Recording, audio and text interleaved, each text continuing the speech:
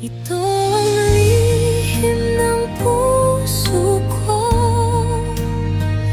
kwento ng sakit ng pangarap at pagdangon. Taong 2020, mga panahong nasa dakong ibayo ako, kasama ang aking magulang. Ito ang mga panahon na puno ng pangamba at agam-agam. Hindi mo malaman kung ano ang mangyayari kinabukasan. Mga balitang halos ayaw mo nang pakinggan. Mga mensaheng bumubulaga sa smartphone mo, nagsasabing bawal nang lumabas ng ganitong oras.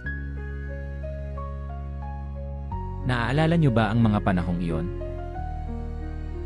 Lockdown, isolation, walang pasok. At syempre, ang sumikat na katagang, Netflix and chill. Kung babalik tanaw tayo, ang hirap pala talaga ng pinagdaanan natin noon. Lalo na ang ating mga bayaning health workers. Sila ang tinawag nating mga frontliner. Mga nagsilbi upang panatilihin tayong ligtas, malakas, at buhay. Ilang taon na rin ang lumipas mula noon. Halos bumalik na tayo sa normal na pamumuhay. Ngunit heto tayo ngayon. Magbabalik tanaw sa buhay ng isang health worker na lumaban noong panahon ng dilim. Ang sumulat sa atin ay isang health worker mula sa Maynila. Ito ang kwento ni Roman, galing sa lungsod ng Maynila. Ito ang kanyang kwento na pinamagatang, "Hindi ko mayakap ang pamilya ko." Ito ang lihim ng puso ko, kwento ng sakit ng pangarap at pagdangon. Sa bawat salitang binigkas. Kamusta, Sok? Ako po si Ramon, isang healthcare worker dito sa Maynila. Hindi ko alam kung paano ko ikukwento ang lahat ng nangyari. Minsan kasi, kahit ako, hindi pa rin ako makapaniwala na nalampasan namin. Noong nagsimula ang pandemya, akala ko, sandali lang to. Akala ko, ilang linggo lang ng pag-iingat, tapos babalik na sa dati ang lahat. Pero hindi.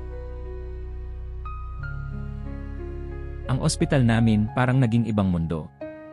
Punang kaba, takot, luha, at pagod. Isang taon akong hindi normal na nakauwi sa bahay. Dumadaan ako sa gilid ng pinto, hindi ako niyayakap ng mga anak ko. Hindi ako hinahawakan ng asawa ko. Minsan, parang multo ako sa sariling tahanan. May mga gabisok, nasa kotse lang ako natutulog. Ayokong dumiretso sa bahay dahil baka ako pa ang maging dahilan ng pagkawala ng pamilya ko. Tuwing hating gabi, iniisip ko, paano kung ako na ang susunod? Hindi rin namin pinalad. Nagkasakit ako. Nag-COVID din ang asawa ko. Pero kahit ganoon, hindi kami sumuko. Sa simpleng paghinga, sa bawat paggising, lagi naming iniisip, hindi ito ang wakas namin. Ngayon, habang isinusulat ko ito, buhay pa rin kami. Buo pa rin kami. Hindi pa rin namin nakakalimutan ang mga nawala, mga kaibigang frontliner, mga pasyenteng hindi na umuwi. Pero ang hindi rin namin nakakalimutan, ay yung bawat laban na pinili naming ituloy. Kung minsan, hindi mo kailangan ng medalya para matawag na bayani. Minsan, sapat na ang yakap ng pamilya mong sabik ka ring yakapin. Salamat, Sok, sa pagbibigay ng espasyo para sa mga kwento ng mga gaya namin. Mga kwento ng takot. Mga kwento ng pag-asa. Mga kwento ng buhay. Ramon, Lungsod ng Maynila.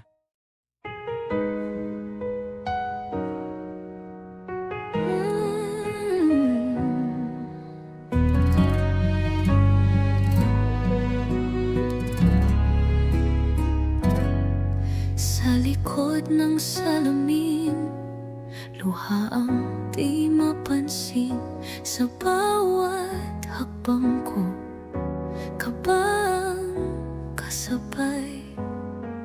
Bawat paghinga, isang dasal sa gabi, na sana bukas magigising pa akong buo. Sa loob ng ospital, katahimikan ng kalaban. Sa bawat tawag ng oras, puso ko'y nilalamnan. Hindi ko mahawakan, hindi ko mayakap ang pamilya kong iniingatan ng lihim kong pagluha.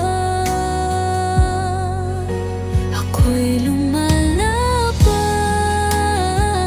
kahit takot ang karamay.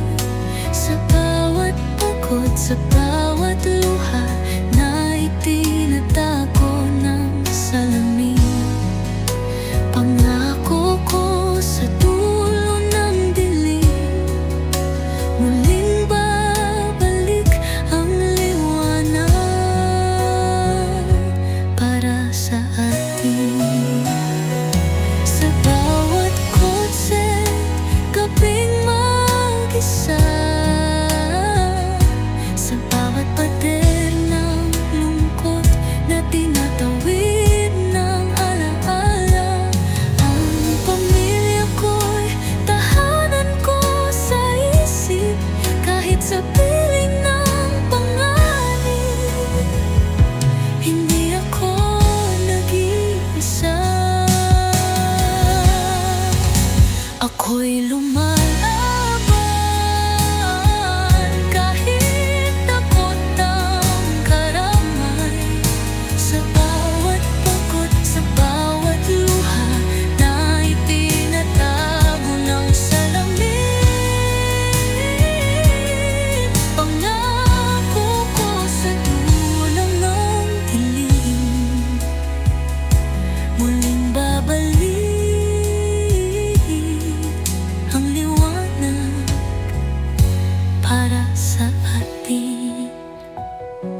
Muling babalik, muling babalik ang liwanag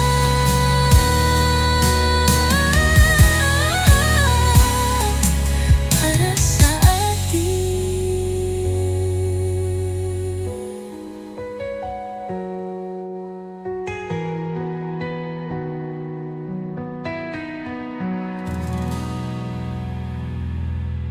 Sa mga nais magbigay ng kanilang kwento, mag-email lamang sa nasa screen. Hanggang sa muli. Ito ang Dear Sok.